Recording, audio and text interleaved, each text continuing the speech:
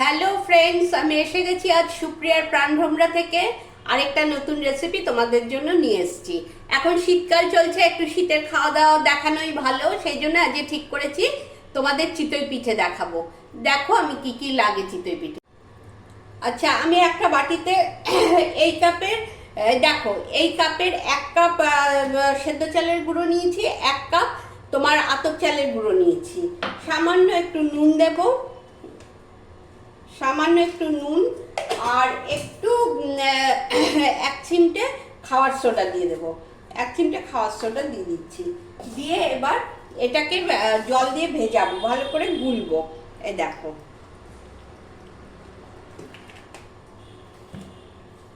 এই যে এটাকে ভালো করে গুলবো। খুব পাতলা করব না, আবার খুব ঘনও করব না। এই দেখো এইভাবে গুলবো। আচ্ছা, গোলা আমার হয়ে গেছে। এই দেখো, খুব পাতলাও করবে না, খুব জলো জলো করবে না, আবার খুব ঘনও করবে না। এই যে থিকনেসটা আসবে, এই রকম থিকনেসটা এরকম আসবে। এবার আমি একটু 10 মিনিট ঢেকে রেখে দেব। আচ্ছা, 10 মিনিট ভেজানো হয়ে গেছে। এই দেখো থিকনেসটা দেখো, এরকম একটু রাখলাম। এইবার গ্যাসটা ধরাবো। আচ্ছা, চিতই পিঠে করার জন্য এই যে মাটির এরম সরা থাকে, এরম ঢাকা দেওয়া করে ঢেকে দিতে হয়, এরকম একটা সরা। আমি এটা করেছি। উনুনে করলে সবচেয়ে ভালো, আমার উনুন নেই, আমি ওই জন্য গ্যাসে করছি। আচ্ছা, এটা বসিয়ে দিলাম, একটু গরম হোক।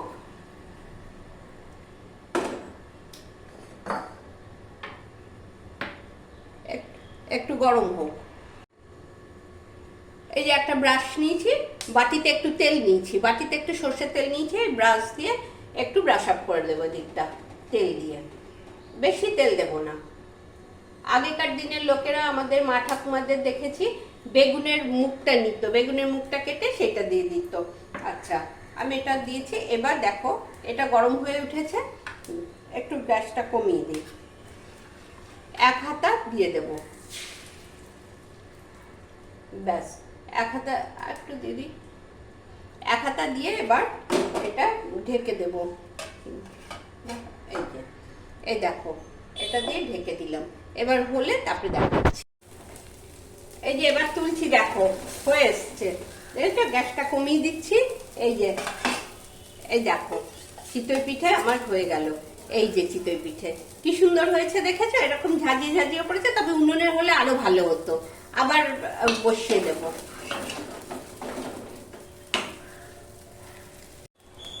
আচ্ছা, একটু একটু জলের ছিটা দিয়ে নিলাম, একটা পিঠে হয়ে গেছে, নামিয়ে নিচ্ছি। একটু জলের ছিটা দিয়ে দিলাম। এবার আবার তেল দিয়ে ব্রাশ আপ করে নেব। এই দেখো,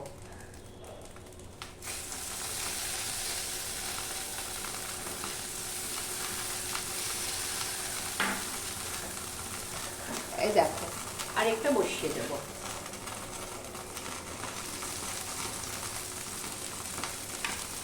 এবার ঢেকে দেব, ঢেকে দিলাম, কমিয়ে দিয়েছি। এই দেখো করতে থাক,